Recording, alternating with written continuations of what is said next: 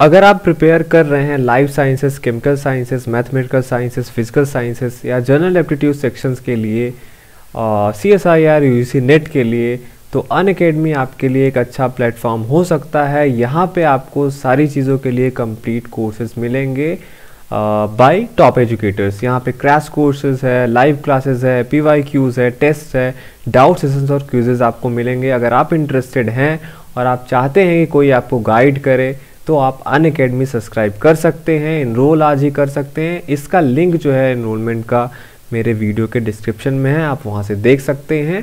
Second, मैंने आपको बताया था कि नॉर्मल सब्सक्रिप्शन से बढ़िया और उससे बेटर सब्सक्रिप्शन होता है आइकॉनिक सब्सक्रिप्शन। अगर आप CSIR UGC नेट के लिए सब्सक्रिप्शन ले रहे हैं, तो आइकॉनिक में आपको personal coach, live classes, test series, study planner and biweekly reviews, unlimited practice, dedicated doubt clearing, structure courses, SOP and interview preparation भी कराया जाता है। स्टडी बूस्टर सेशन भी आपको मिलेंगे और प्रिपरेटरी स्टडी मटेरियल भी आपको प्रोवाइड कराया जाता है, जो आपको नॉर्मल सब्सक्रिप्शन में यूजली इसमें से 2-3 ही चीज़ें मिलती हैं। आइकॉनिक में आपको ये सारी चीज़ें मिलेंगी। तो अगर आप आइकॉनिक सब्सक्रिप्शन लेना चाहते हैं तो इसका भी लिंक मेरे वीडियो के डिस्क्रिप्शन है, वहाँ से आप डाउनलोड कर सकते हैं। और थर्ड, और ये बहुत अच्छा है उन लोगों के लिए जो CSIR का लगभग आधे से ज़्यादा चीज़ें प्रिपेयर कर चुके हैं। CSIR के लिए अगर आप रेडी हैं, अगर आप चाहते हैं कि आपको कोई ऐसा स्टेज मिले जहाँ पे आप खुद को इवेल्युएट कर सकें, वो भी ऑल इंडिया कंपटीशन के टाइप का, तो अनअकैडमी कॉम्बैक्ट आपके लिए बहुत सही है। ये एक फोर्टनाइट कंपटीशन है CSIR UGC नेट के लिए, जहाँ पे आपको 60 मिनट मिलेंगे, 23 क्वेश्चंस रहेंगे। ये केवल मैथमेटिकल साइंसेस और लाइफ साइंसेस के लिए है। यहाँ पे ओरिजिनल CSIR के क्वेश्चंस हैं जो कि क्रिएटेड हैं अनअकैडमी के ही टॉप एजुकेटर्स के द्वारा। ये एक लाइव टेस्ट होने वाला है, सुपर फास्ट और फन, जहाँ पे आपको टेस्ट देते दौरान all India live leader board भी दिखेगा। मतलब आप क्वेश्चंस के आंसर भी देते जाएंगे, उसके साथ साथ आपका रैंकिंग भी वहाँ पे दिखाया जाता है। और फिर आप जो है अपना वीक एरियाज आइडेंटिफाई कर सकते हैं। उसका सोल्यूशन भी जो है अनअकैडमी पे है, डिटेल्ड वीडियो सोल्यूशन। ये जो कॉम्बैट है ये हर अल्टरनेट संडे को होता है। अगर आप इंटरेस्टेड हैं तो इसके लिए भी आप रजिस्टर कर सकते हैं। इसका भी लिंक इस वीडियो के डिस्क्रिप्शन में है। ध्यान दीजिए, अगर आप आइकॉनिक का सब्सक्रिप्शन लेते हैं, कोई भी सब्सक्रिप्शन अनअकैडमी पे लेते हैं, तो या इसी के लिए अनअकैडमी कॉम्बैक्ट के लिए, तो वहाँ पे मेरा रेफरल कोड botany10 यूज़ करना मत भूलिएगा। आपको वहाँ पे प्राइसिंग पे 10% का डिस्काउंट मिलेगा जब भी आप botany10 ये जो रेफरल कोड है यूज़ करेंगे। अब हम आते हैं अपने वीडियो पे। Hello guys, welcome to channel masters of botany again. मैं हूं आपका दोस्त विनय कुमार सिंह। लास्ट वीडियो में मैंने आपसे बोला था कि जो अगला वीडियो आने वाला है वो प्लांट फिजियोलॉजी पे होगा। वहाँ से मैं 25-25 MCQs आपको दूंगा और ऐसा करके मैं प्लांट फिजियोलॉजी पे ही आपको लगातार 3 जो है 25-25 वाले MCQs दूंगा। तो ये पहला पार्ट है इसका। हम अब आते हैं सीधे क्वेश्चंस पे। मैं आपको क्वेश्चंस बोलते जाऊंगा, आपको कमेंट करते जाना है इसके आंसर्स, ठीक है। तो ये अभी लाइव है।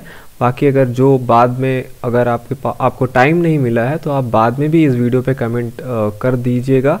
मैं जो है इसका आंसर की और एक्सप्लेनेशन जो है 1 या 2 दिन के बाद डालूंगा, ठीक है। तो चलते हैं फर्स्ट क्वेश्चन पे। फर्स्ट क्वेश्चन है आपका, rolling of leaves in grasses is brought about by. आपको बताना है कि जो ग्रासेस में उनका लीव जो है रोल करता है वो किसके द्वारा होता है। स्टोमेटा के द्वारा, वहाँ पे बुलीफॉर्म सेल्स होते हैं, या एपिडर्मल सेल्स इस फंक्शन को करते हैं, या वहाँ पे कॉर्टेक्स का रोल होता है, ठीक। तो होप कि आपने इसका आंसर जो है कमेंट कर दिया होगा। हम बढ़ते हैं दूसरे क्वेश्चन की तरफ। दूसरा क्वेश्चन है आपका, pheophytin is chlorophyll in which the central magnesium atom has been replaced by. Pheophytin जो है वो बोल रहा है वो क्लोरोफिल ही होता है, समझ लीजिए, पर वहाँ पे जो सेंट्रल मैग्नीशियम एटम होता है वो किसके द्वारा रिप्लेस कर दिया जाता है। 1 manganese atom, 1 iron atom, 2 iron atoms और 2 हाइड्रोजन एटम्स, ठीक है। तो इसका आप आंसर जो है कमेंट कर दीजिए। थर्ड पे चलते हैं हम। Which of the following energy rich phosphorus compound is known as universal currency of the energy. Cytidine triphosphate, या जिसे शॉर्ट फॉर्म में आप CTP बोलते हैं, एडेनोसिन ट्राईफॉस्फेट जिसे आप ATP बोलते हैं, फास्फेनॉल पायरुवेट जिसे आप PEP बोलते हैं या PEP, fourth one is adenosine diphosphate जिसे आप ADP बोलते हैं। तो इसका भी आंसर कमेंट कर दीजिए। चौथे पे चलते हैं हम। क्वांटोसोम्स आर रिलेटेड विद, क्वांटोसोम जो है किससे रिलेटेड है? रेस्पिरेशन में आपने पढ़ा है इसे, या फोटोसिंथेसिस में, ट्रांसपिरेशन में, या बीटा ऑक्सीडेशन के टाइम पे। ठीक है, तो इसका भी आंसर आप दे दीजिए। फिफ्थ पे चलते हैं हम। In which range of the visible spectrum leaves absorb the least amount of light. कह रहा है कि विजिबल स्पेक्ट्रम के में लीव जो है कौन सा लाइट जो है सबसे लीस्ट अमाउंट में एब्जॉर्ब करता है? येलो, ब्लू, ग्रीन और वायलेट। ठीक है, तो नेक्स्ट क्वेश्चन पे चलते हैं। Question number 6। In chloroplast ATP synthase is located in. Chloroplast में जो होता है ATP सिंथेज कहाँ पे लोकेटेड रहता है? Inner membrane, outer membrane, thylakoid membrane या ग्रेना में। ठीक, होप कि आपने इसका भी आंसर कमेंट कर दिया होगा। क्वेश्चन नंबर 7 पे चलते हैं। The turn over time for ATP in a cell. पूछा है आपसे कि टर्न ओवर टाइम कितना होता है ATP का एक सेल में? 2-3 घंटे, 12 से 24 घंटे, 30 से 60 घंटे या 10 से 45 घंटे। ओके, नेक्स्ट पे चलते हैं। Question number 8। Which of the following statement is correct. आपको बताना है कि इसमें से कौन सा स्टेटमेंट जो है करेक्ट है।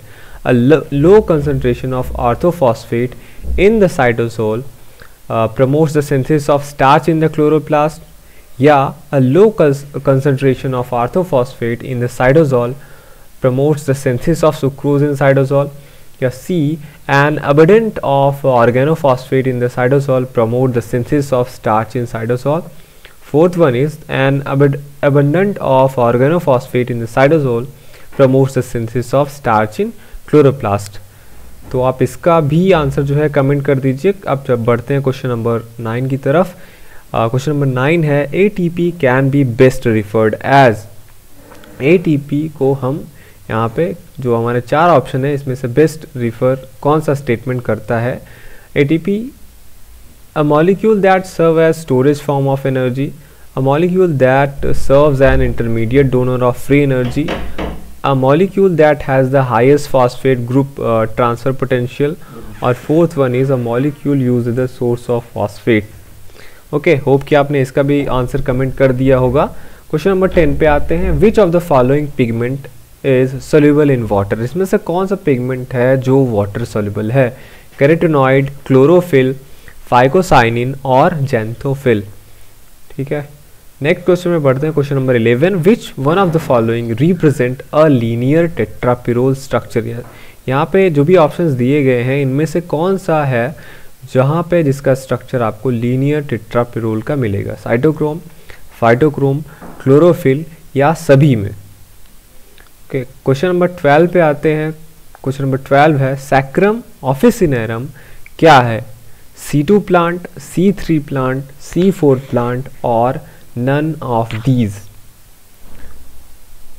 अब आते हैं क्वेश्चन नंबर 13 पे। दिया है इन photosynthetic electron transport the herbicides like DCMU and dimethyl urea inhibit electron transport between. कह रहा है कि फोटोसिंथेटिक इलेक्ट्रॉन ट्रांसपोर्ट में आपको पता है हर्बिसाइड जैसे DCMU हो गया या डाईमेथिल यूरिया है, ये इलेक्ट्रॉन ट्रांसपोर्ट को इनहिबिट करता है। तो यहाँ पे पूछा गया है किसके किसके बीच करता है। ए ऑप्शन है आपका P680 and ubiquinone, B cytochrome F and plastocyanin, C plastoquinone and cytochrome F और डी यूबिक्विनोन एंड प्लास्टोक्विनोन। तो आपको यहाँ पे ये बताना है कि कौन सा किस साइड पे ये इनहिबिट करता है। क्वेश्चन नंबर 14 पे आते हैं। क्लोरोफिल एब्जॉर्ब, क्लोरोफिल जो होता है क्या एब्जॉर्ब करता है? Red light only, blue light only, blue light as well as red light और ग्रीन लाइट। क्वेश्चन नंबर 15 पे हम चलते हैं। Carbon dioxide join the photosynthetic pathway during. Carbon dioxide जो है फोटोसिंथेटिक पाथवे जब आप पढ़ते हैं, लाइट रिएक्शन है, डार्क रिएक्शन है, ये सारी चीज़ें, तो कार्बन डाइऑक्साइड कब जो है फोटोसिंथेटिक पाथवे को ज्वाइन करता है? लाइट रिएक्शन में, डार्क रिएक्शन में, फोटोसिस्टम फर्स्ट में या फोटोसिस्टम सेकेंड में? होप कि आपने इसका भी आंसर कमेंट कर दिया होगा। क्वेश्चन नंबर 16 पे आते हैं। Bacteria do not need sunlight to grow because. Bacteria जो होता है उसे सनलाइट की आवश्यकता क्यों नहीं पड़ती है? A, they prepare their food without the help of light. B, they do not like sunlight brightness. C, due to absence of chlorophyll they are incapable of manufacturing their own food. और fourth one, they use other kinds of light for manufacturing their own food. Question number 17 पे आते हैं अब। The first step in photosynthesis is. Photosynthesis में सबसे पहला step कौन सा है आपका? Ionization of water, formation of ATP, attachment of CO2 to 5 carbon sugar, excitement of electron to chlorophyll, A, by photon of light. Hope कि आपने इसका भी आंसर कमेंट कर दिया होगा। 18 पे आते हैं। The most abundant protein in the biosphere is. हमारे बायोस्फीयर में सबसे ज़्यादा प्रोटीन कौन सी है? Myosin, carbon anhydrase, ribulose, bisphosphate, carboxylase, oxygenase और कोलेजन। ओके, क्वेश्चन नंबर 19 पे आते हैं। Photosystem first and photosystem second are named like this on the basis of. Photosystem first और जो फोटोसिस्टम सेकेंड का नेम पड़ा है, photosystem first and photosystem second, ये किसके बेसिस पे पड़ा है? ए, the sequence in which they function during their light reaction. B, the sequence of their discovery. C, the wavelength at which the pigment absorb. D, the size of two light harvesting complexes. Question number 20 पे आते हैं। Kelvin used radioactive carbon and discovered that the first CO2 fixation product was. Kelvin आपको पता है उन्होंने radioactive carbon का use किया था और उन्होंने ये डिस्कवर किया था कि जो CO2 फिक्सेशन का फर्स्ट प्रोडक्ट होता है वो होता है 2 carbon organic acid, 3 carbon organic acid, 5 carbon organic acid और 6 कार्बन ऑर्गेनिक एसिड। ये आपको बताना है CO2 फिक्सेशन में। 21 पे आते हैं। To make 1 molecule of glucose how many turn of the Calvin cycle are required. कह रहा है अगर आपको एक मॉलिक्यूल बनाना हो ग्लूकोज का तो केल्विन साइकिल का कितना टर्न वहाँ पे रिक्वायर्ड होगा? 1, 2, 4 या 6। ओके, क्वेश्चन नंबर 22 पे आते हैं अब। Ribulose bisphosphate carboxylase oxygenase of higher plants has. यहाँ पे आपको इसके स्ट्रक्चर के बारे में पूछा है कि यहाँ पे क्या होता है। 8 identical large subunit and 8 identical small सब यूनिट। तो आपको पता होना चाहिए जो रिबोलोज बिसफॉस्फेट है ये लार्ज और स्मॉल सब यूनिट से मिलकर बना होता है, लेकिन यहाँ पे नंबर पूछा गया है। तो ए हो गया। B, 8 identical large subunit and 6 identical small सब यूनिट।